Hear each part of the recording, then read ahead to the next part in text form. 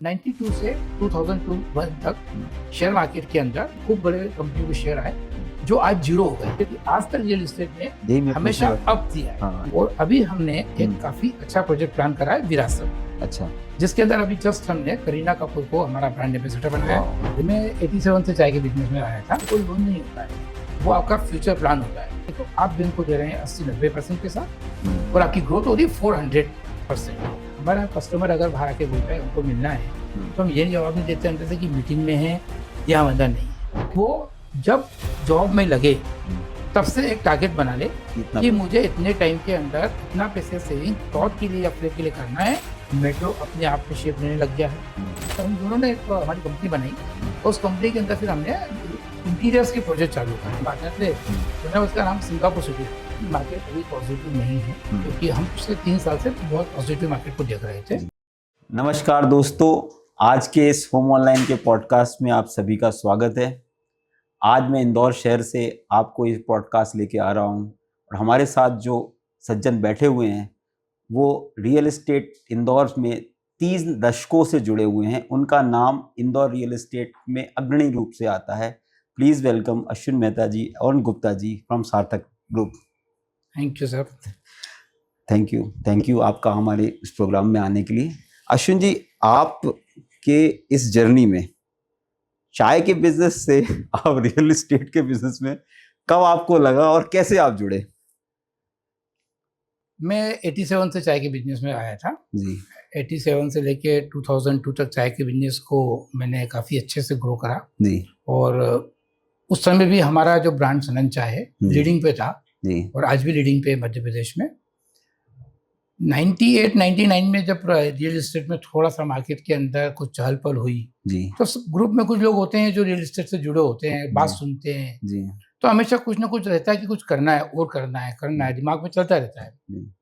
कुछ दोस्तों ने मिलकर प्लान करा कि हम एक रियल एस्टेट प्लान करते हैं जी। तो कुछ छोटे एकदम प्रोजेक्ट कर लिए।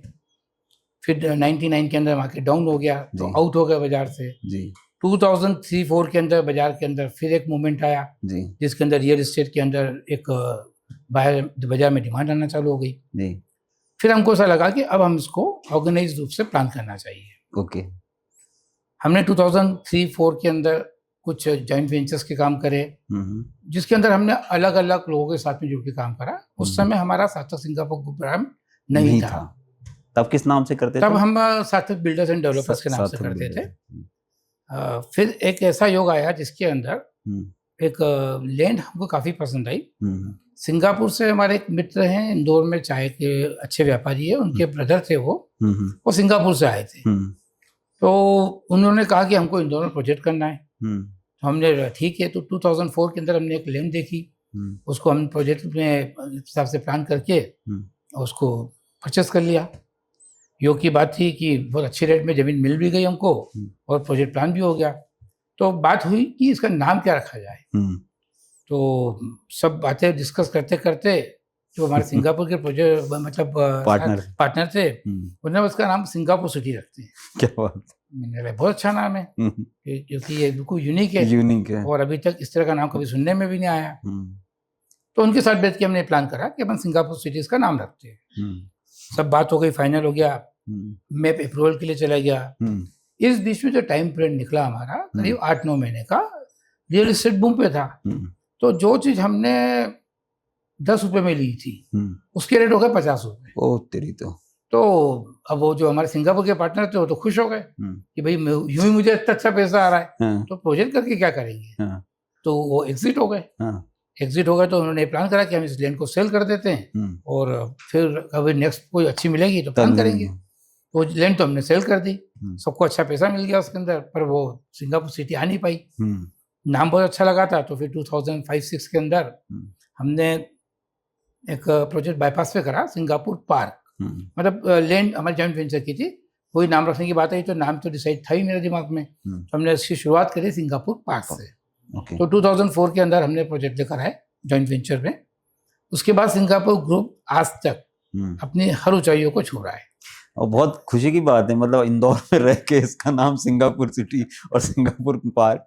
मेरे भी कुछ मित्र लोग हैं, रिलेटिव्स हैं, जिन्होंने आपके कई सारे प्रोजेक्ट में और वो 4 टाइम्स 5 टाइम्स उन्होंने उससे पैसा बनाया। तो आप स्पेशलाइज्ड प्लॉट में आपने ये डिसाइड करके किया था कि नहीं हम प्लॉट में रहेंगे, हम नहीं कंस्ट्रक्शन में जाएंगे, कि आपकी इसके पीछे कोई थॉट प्रोसेस थी? हमारा तो हमेशा ये प्लान रहता है कि डिमांड मार्केट में क्या है, क्या डिमांड है, हम क्या सप्लाई करें जी। तो वही थॉट थी कि जब हमने पूरे मार्केट का सर्वे करा तो हमको लगा कि इंदौर वर्टिकल में नहीं है। ये बता रहा हूँ मैं बात 5-6-7 की, इंदौर में वर्टिकल्स में डिमांड नहीं है। तो हमको लगा कि प्लॉट इजी रहता है, इमीडिएट काटो, उसको डेवलप करो और डिलीवरी दे दो, इसमें कोई ज़्यादा प्रॉब्लम नहीं। बिल्डिंग बनाने में टाइम भी बहुत लगता है और बाकी प्रॉब्लम्स बहुत सारी आती है, और चूंकि इंदौर मार्केट था भी नहीं तो फिर हमने ये प्लान करा कि हम प्लॉटिंग में जाएंगे, और फिर कंटिन्यूस हम प्लॉटिंग में चलते रहे। पर जब एक बार रियल एस्टेट में आप आते हो तो कहीं ना कहीं से प्रपोजल आना चालू होते हैं। फिर हमको 2007 में एक प्रपोजल आया, स्कीम नंबर 159 चौथराम के पास में एक प्लॉट था 30,000 फीट का, जिसके ऊपर बिल्डिंग बनानी थी। वो प्लॉट मैंने परचेस करा और उसको मैंने वहाँ पे सिंगापुर ग्रांड के नाम से प्रोजेक्ट लेकर आया, जिसके अंदर मैंने उस जमाने में स्विमिंग पूल और जिम के साथ में उस प्रोजेक्ट को 2,000 स्क्वायर फीट के फ्लैट के साथ शुरू करा, और बहुत सक्सेसफुल प्रोजेक्ट रहा मेरा, अच्छा प्रोजेक्ट रहा। तो मेन थॉट तो प्लॉटिंग की थी, पर हमने अपॉर्चुनिटी कहीं पे भी नहीं छोड़ा। अपॉर्चुनिटी कोई नहीं, जहाँ जहाँ हमको जो मिलती रही हम उसको कैश करते रहे। फिर उसके बाद हमने करीब 400-500 फ्लैट बाद में डेवलप और करे, 100-200 हाउसेज भी बनाए, और प्लॉटिंग में तो हमने करीब 40,000 लोगों को अभी तक डिलीवरी दे चुके हैं। 40,000 हमारे हैप्पी कस्टमर है अभी। 40,000 कस्टमर? 40,000 हैप्पी कस्टमर है। 60 प्रोजेक्ट से ऊपर की हम अभी तक डिलीवरी दे चुके हैं। 20 प्रोजेक्ट अभी हमारे रनिंग में हैं। तो टचवुड हम कह सकते हैं कि इंदौर में इतनी सक्सेसफुल डिलीवरी देने में हमको लगता है कि हम नंबर 1 पे होना चाहिए। बिल्कुल है आपकी, और इसीलिए जब मैं यहाँ आ रहा था, कई सारे लोगों से जब हम बातचीत भी करते हैं, अपने कस्टमर से भी बात करते हैं, तो वो आपके साथ जो ट्रस्ट फैक्टर जुड़ा हुआ है, क्यों 3 दशक तक एक जगह पे इस प्रेस्टीज के साथ काम करना, कस्टमर को हैंडल करना, ये बहुत बड़ी बात है। इसमें आप क्या, आपके साथ गुप्ता जी जुड़े हुए हैं और लोगों के क्या इसका सहयोग रहता है, क्या रहता है? हाँ, कोई भी काम तो बिना टीम के होता नहीं है, पॉसिबल नहीं होता है। तो 2010 और 11 के अंदर मार्केट में रिसेशन आया जी। अब रिसेशन आया तो क्या करें, काम हाथ में कुछ थे नहीं, आदत करने की है कि कुछ करना ही है। फिर थॉट आया कि क्यों ना हम छोटे छोटे गांव में भी प्लान करें जी। तो ये हमारे चाय के डिस्ट्रीब्यूटर है 87 से, राधेश्याम जी। ये मेरे से 87 से जुड़े हुए हैं। अच्छा। और बहुत अच्छे पारिवारिक संबंध है हमारे उस समय से आज तक। हमारे भगवान टचवुड, मतलब एक दूसरे की बातों को हम समझते हैं और आगे बढ़ते हैं। तो मैंने राधेश्याम जी से पूछा कि क्यों ना अपन पचोर में, ब्यौरा में, नरसिंहगढ़ में यहाँ पे कुछ प्रोजेक्ट प्लान करें। करेक्ट। ये भी बहुत क्रिएटिव, इन्होंने ऐसा कोई काम नहीं जो पचोर में बैठ के नहीं करा जी। इन्होंने पटाखे का काम करा, अनाज का काम करा, मतलब जो काम इनको जमता था वो करते थे। तो इनको भी अच्छा लगा प्रपोजल, इन्होंने ठीक है भैया अपन करते हैं। तो हम दोनों ने एक हमारी कंपनी बनाई, और उस कंपनी के अंदर फिर हमने इंटीरियर्स के प्रोजेक्ट चालू करे। ओके। करीब हमने 2 साल 2.5 साल इंटीरियर के प्रोजेक्ट करते रहे। 2012 के आसपास फिर इनके राधेश्याम जी को मैंने बोला अपन वहाँ कर रहे हैं, आप इंदौर आ जाओ, चाय का काम तो इंदौर से बैठ के भी कर सकते हो, फैमिली वहाँ पर है, वो बिजनेस संभाल लेगी वहाँ का। इनका भी मन बहुत आने का था, ये भी आ गए, तो हम 11 हो गए। अब 11 होने के बाद में बस कोई कभी भगवान की दया से रही नहीं, और कंटिन्यूस हम साथ में हैं। तो जुड़ने से, अच्छे लोगों के जुड़ने से एक फायदा ये हो जाता है कि हमारी सोच बड़ी हो जाती है, हम भी हिम्मत कर लेते हैं। करेक्ट। क्योंकि अगर हमारे साथ में कोई, अगर हमारे कंधे से कंधा मिला के चलने वाला है तो आप एक सोच को पॉजिटिव ले आते हैं, और एक जना नेगेटिव चल रहा है और एक जना अलग चल रहा है, तो फिर वो मजा नहीं आता है ना। तो फिर हमारी सोच खूब मिलती थी, और अभी से नहीं 87 से मिलती थी, और वही कारण रहा कि उस समय के पूरे डिस्ट्रिक्ट के सबसे बड़े डिस्ट्रीब्यूटर यही बने हमारे, क्योंकि इनकी भी सोच बहुत पॉजिटिव थी। तो ये भी आपकी चाय की जर्नी के साथ ही चले आ रहे हैं। यस। और डेयरिंग में हम दोनों एक दूसरे के साथ में कंधा से कंधा मिला के चलते थे, तो भगवान की दया रही और हमारा सब कुछ अच्छा रहा। आज हम एक इंदौर के अंदर हमारी जोड़ी को टचवुड नजर न लगे, बट ये कहा जाता है कि ये बिल्कुल एक राम लखन की जोड़ी है। आप ये बताइए कि जैसे अभी आपने बताया 99 में रिसेशन आया था, अभी भी थोड़ा सा मार्केट अभी थोड़ा सा स्लैग कर रहा है, पर्टिकुलरली प्रीमियम प्रोजेक्ट्स जो हैं वहाँ पे। तो अभी आपकी, हमारे रीडर्स कई सारे लोग कंफ्यूज हैं, हमारे ऑडियंस भी हमारे थोड़े से पूछते रहते हैं कि हमें फ्लैट में जाना चाहिए कि हमें प्लॉट में जाना चाहिए, अगर जाना चाहिए प्लॉट में तो क्यों जाना चाहिए। तो आप हमारे ऑडियंस को क्या सलाह देंगे, बिल्कुल न्यूट्रल होके? भाई अभी आपने बिल्कुल सही कहा कि मार्केट अभी पॉजिटिव नहीं है, क्योंकि हम पिछले 3 साल से बहुत पॉजिटिव मार्केट को देख रहे थे। दूसरा एक बड़ा कारण ये भी आ गया अभी कि जितने सर्विस क्लास लोग थे ना, क्योंकि रियल एस्टेट 4 साल के अंदर करीब करीब 3 गुना ग्रोथ ले चुका है। सर्विस क्लास लोगों के साथ में प्रॉब्लम हुई कि उनकी सैलरी उस हिसाब से ग्रोथ नहीं हुई है। अगर वो 30,000 पे थे तो 40,000 के आसपास उनकी सैलरी हुई है, मतलब 20% 25% तक की उनकी जो सैलरी है वो ग्रोथ हुई है। और रियल एस्टेट हो गया 3 से 4 गुना जी। तो अब वो उनकी रेंज से बाहर, अफोर्डेबिलिटी से आ गया। तो अभी कुछ कारण ये रहा है कि वो अफोर्डेबल नहीं कर पा रहे, इसलिए प्लॉट की डिमांड थोड़ी कम हुई है। सेकंड थिंग ये कि वही पोजीशन फ्लैट में भी हो गई है कि फ्लैट के रेट भी काफ़ी बढ़ गए हैं, तो वो भी उनकी अप्रोच के बाहर हो गए हैं। तो मेरी अभी सभी इन्वेस्टर और जिन लोगों को प्लॉट लेना है उनसे सलाह है, जो उनकी इनकम है, जो बिजनेस करते हैं, जैसे कोई आदमी बिजनेस करता है उससे पैसा निकाल के वो इन्वेस्टमेंट करता है प्लॉट के अंदर और वो ग्रोथ देखता है, तो वो अपने बिजनेस से पैसा नहीं निकाले। बिजनेस में क्योंकि 2 से 3% साल का 30 से 40% का रिटर्न आदमी आराम से इजीली निकाल देता है, उसको तो बिजनेस में लगा रहेंगे दे, उससे वो जो रेगुलर इनकम आ रही है उसको निकाले, कमाए उससे। और साथ ही अभी वो प्लान करे बैंक, क्योंकि बैंक ने अभी काफ़ी लोन रिजनेबल रेट में लोन दे दिया है, करीब 8%, 7.5-8% पे दे रहे हैं जी जी। अगर वो 10 साल तक भी पे करता है तो 80% होता है। और अगर बैंक से लोन लेके अगर वो प्लॉटिंग के ऊपर प्लान करता है, और हिम्मत करना चाहिए। जनरली व्यापारी डरता है लोन क्यों ले, वो लोन नहीं होता है, वो आपका फ्यूचर प्लान होता है, क्योंकि आपको बैंक बहुत कम इंटरेस्ट के ऊपर लोन दे रही है। तो आपका फ्यूचर प्लान हो गया, आपने आज प्लॉट ले लिया, अपने बिजनेस को आप करते रहे, बैंक से लोन लिया, आपने बिल्डर को दे दिया, प्लॉट ले लिया, उसको 10 साल बाद आप देखेंगे तो आप बैंक को दे रहे हैं 80-90% पैसा, और आपकी ग्रोथ हो रही है 400%। आपने बहुत अच्छी बात बताई। तो ये एक बहुत बड़ा गैप है। हमने 2006-7 के अंदर 8-9 के अंदर एक बुक निकाली थी इंदौर के ऊपर कि इंदौर क्या है और अगले 10 साल में क्या होगा।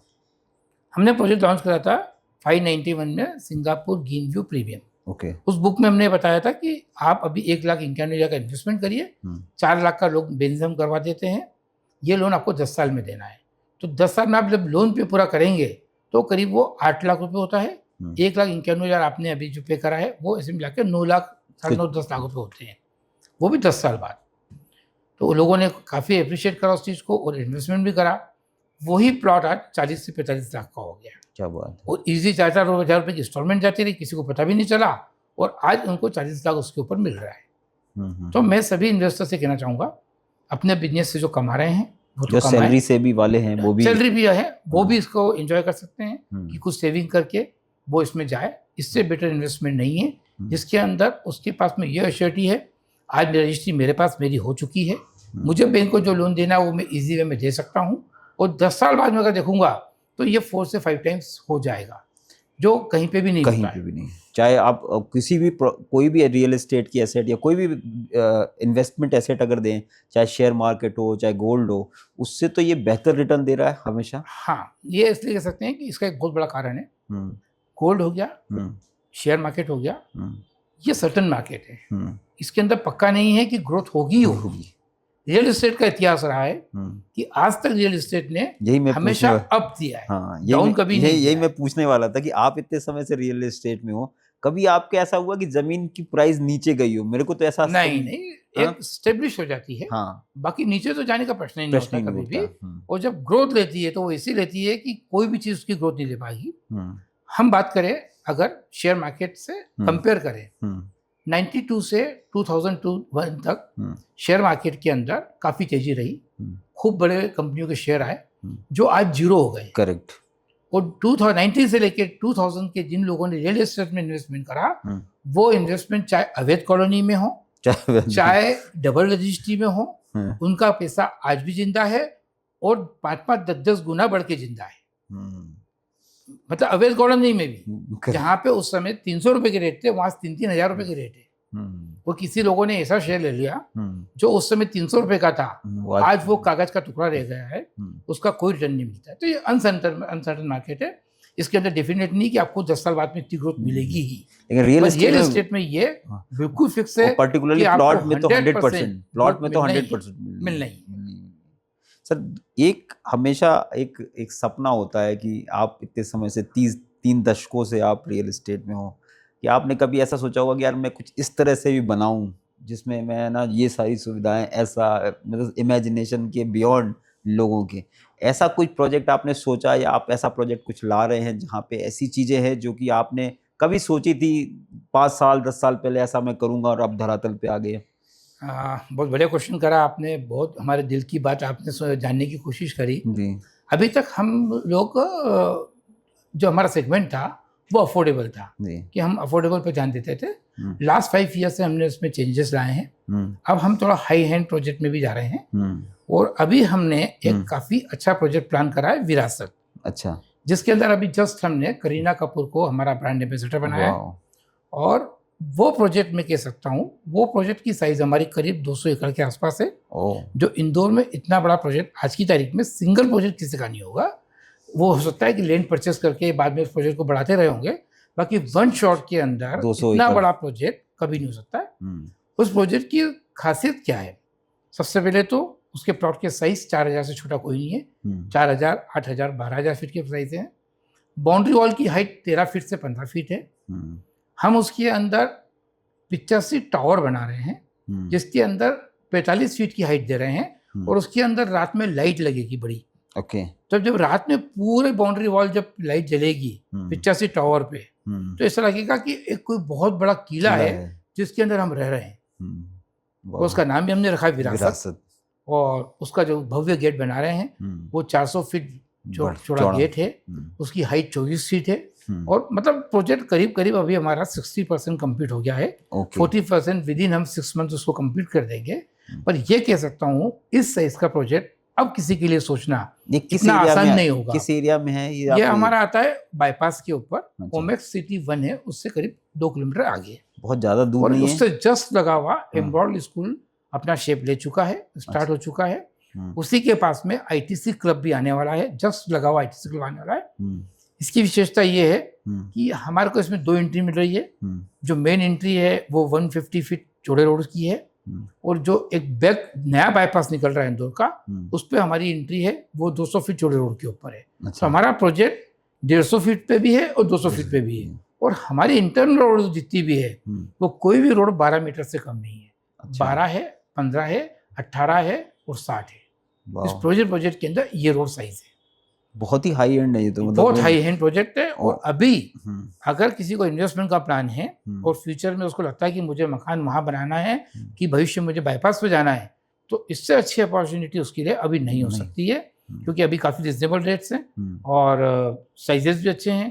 तो कम रेट के अंदर कम क्वांटम में उनको एक अच्छी चीज मिल सकती है। हमने जैन मंदिर का प्लान भी करा है। अच्छा। एक वैष्णव मंदिर का प्लान करा है, को अच्छे क्लब का प्लान करा है। तो ये सब चीजें जब शेप लेगी तो 100% आज जो रेट है उससे जस्ट डबल का रेट का हमारा सोचना है कि ये 2 साल के अंदर ये शेप ले लेगा। आपके लिए तो इसकी इतनी डिमांड आ जाएगी 40,000 तो आपके एग्जिस्टिंग कस्टमर उन्हीं में से कुछ लोग आ गए होंगे। काफी ले चुके हैं, हमारा काफी सोल्व कर चुके हैं हम। और हमको और उम्मीद है कि अब जिस दिन हमारा ये प्रोजेक्ट कंप्लीट होगा 6 मंथ 8 मंथ ये अपना आज जो रेट है इससे जस्ट डबल के रेट के आसपास पहुंच जाएगा। ये बहुत बढ़िया। आपने एक अभी बीच में बताया कि आपने एक किताब निकाली थी आज से कुछ सालों पहले जिसमें इंदौर कैसे होगा, इंदौर आगे कैसे बढ़ रहा है।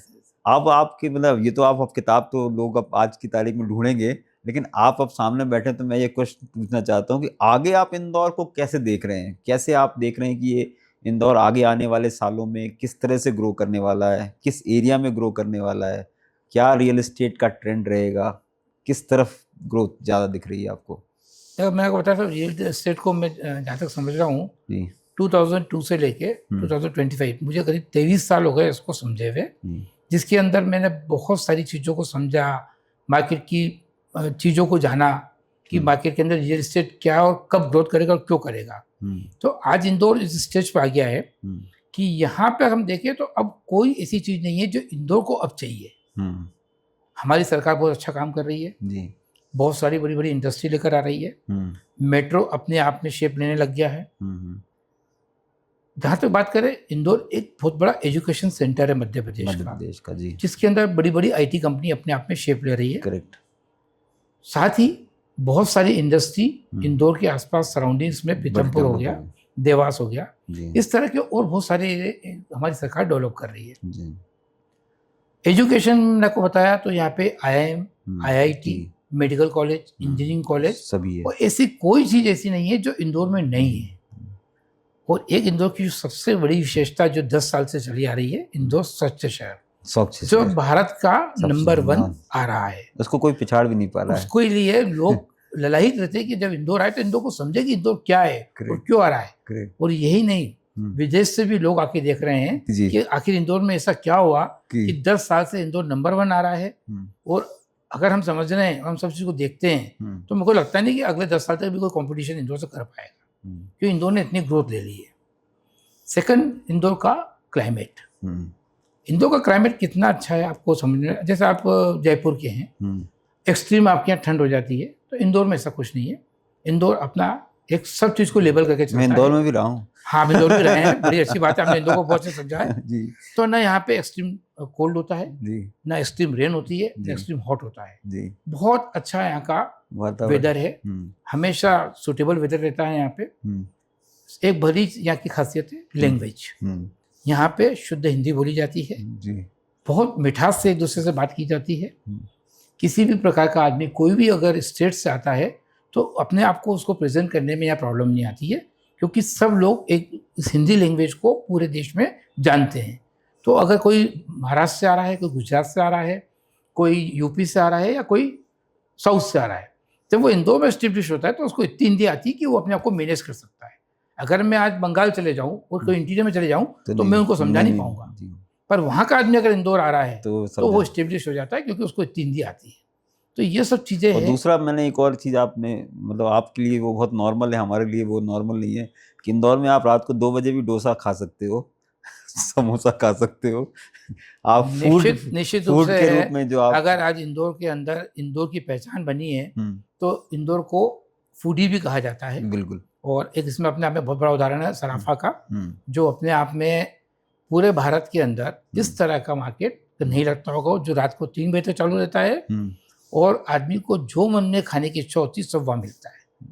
तो आपने जो समराइज किया कि यहाँ का वेदर बहुत अच्छा है, इंफ्रास्ट्रक्चर सारा डेवलप हो गया, यहाँ पर आपको सारी सुविधाएं सरकार ने दे दी, एजुकेशन का पॉइंट है, खाने का, मेरे ख्याल से अब कुछ चीज़ बचती नहीं है कि जो इंदौर, हाँ, ऐसा कोई पॉइंट नहीं है जो इंदौर को ग्रोथ को आगे नहीं ले जाए। तो अब इंदौर की ग्रोथ ही आनी है। अभी आप ये जो सिंहस्थ होने वाला है, हाँ, इसमें क्या लगता है, इससे भी कुछ रियल एस्टेट में पुश आएगा क्या? 100% रियल एस्टेट में पुश, क्योंकि इंदौर मार्केट और उज्जैन मार्केट बहुत क्लोज है।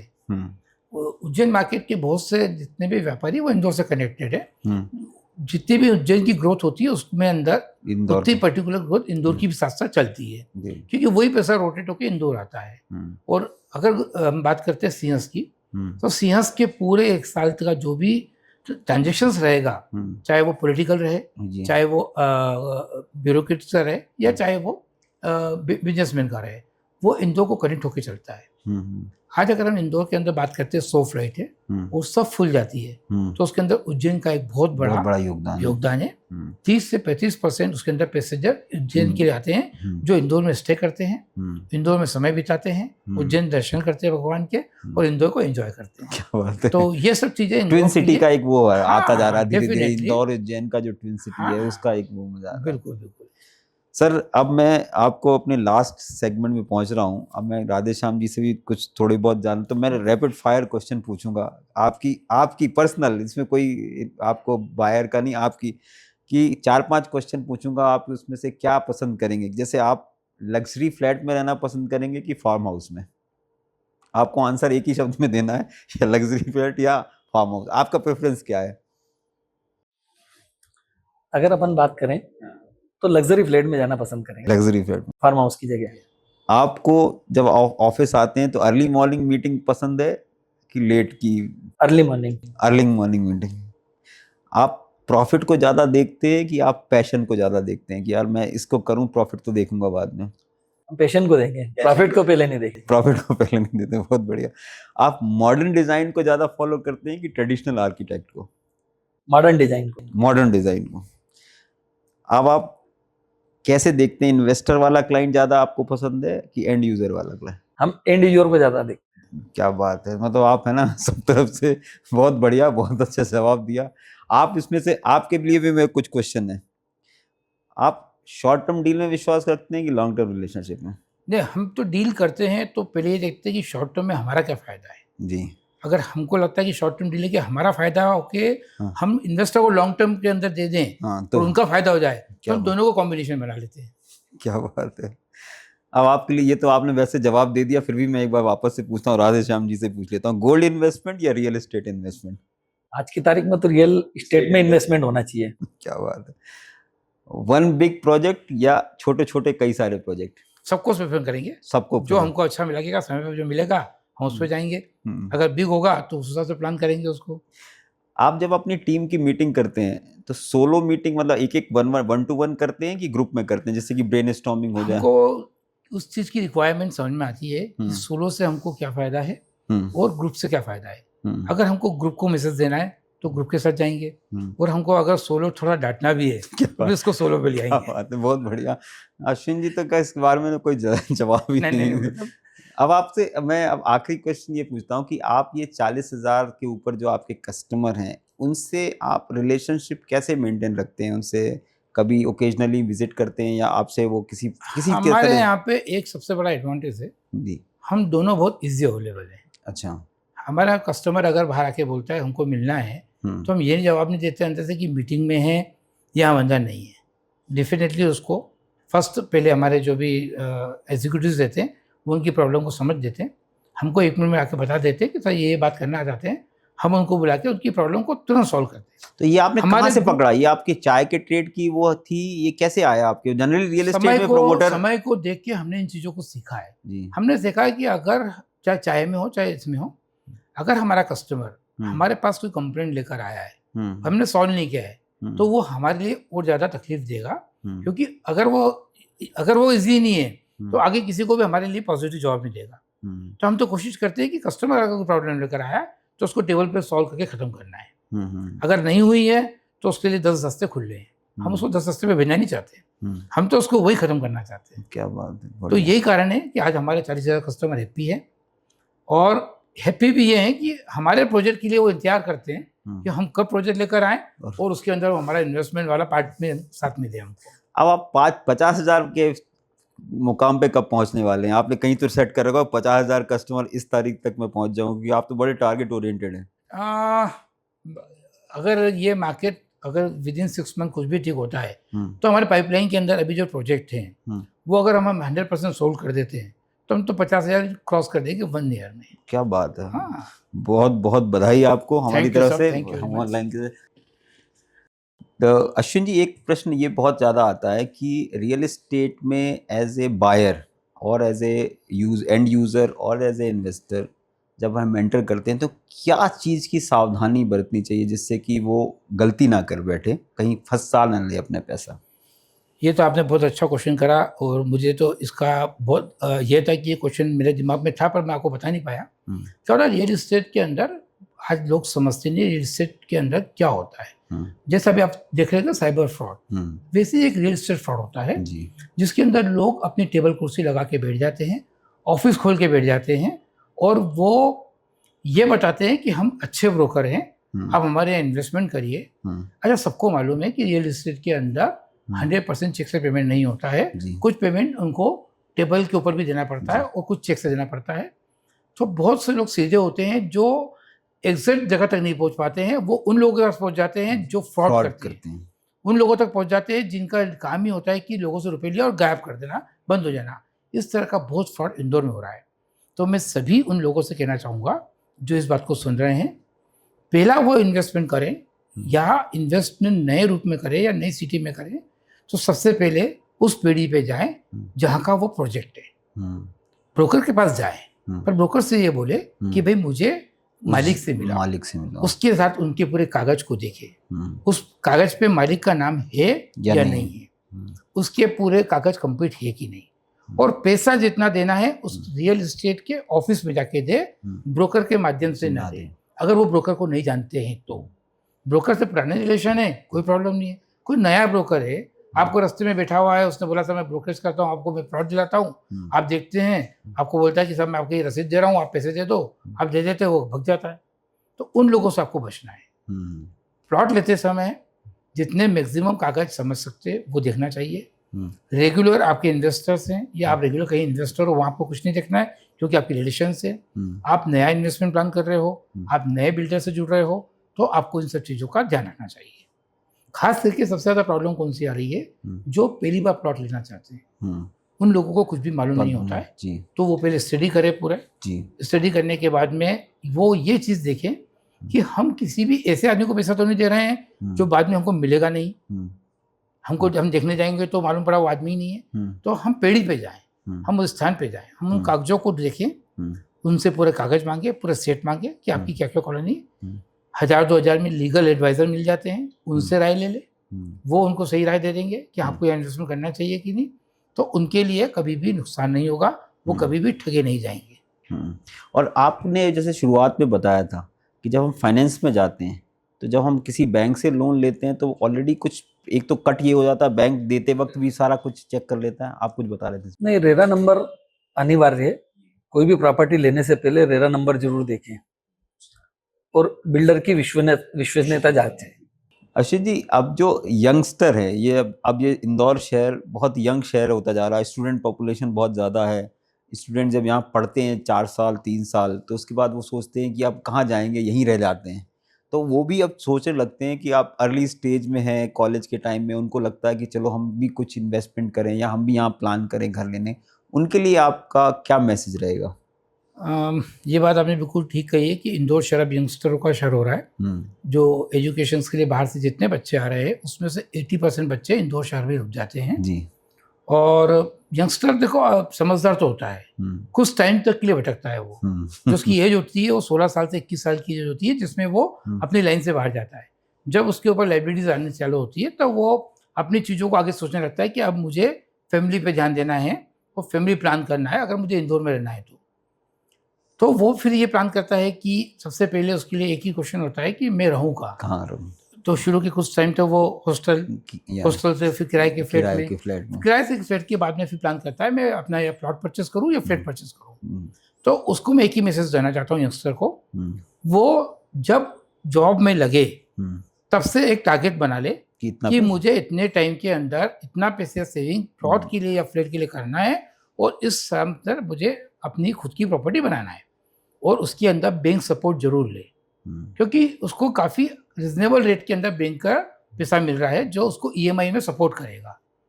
तो यंगस्टर से एक ही बात बोलेंगे कि वो अपनी सोच को बहुत लेट ना करे, जल्दी से अर्ली स्टेज के ऊपर वो रियल एस्टेट के बारे में, अपने फ्यूचर के बारे में, अपने परिवार के प्लान के बारे में सोच के अभी से देखे। जब वो कंफर्टेबल जोन में आ जाए, जब वो खरीदी की जोन में आ जाए, जब वो अपनी सब चीज़ों को सेट करके और चीज़ को परचेस करते हैं।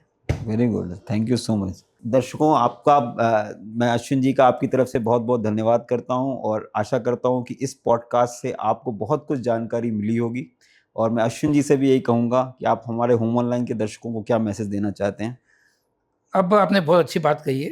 देखिए, होमलाइन के साथ में जुड़ना, क्योंकि हम तो पुराने कस्टमर हैं आपके, हमको हमेशा एक पॉजिटिवनेस आई कि जब भी हम होमलाइन से जुड़े तो हमको जो वाइब आती है वो बहुत अच्छी आती है।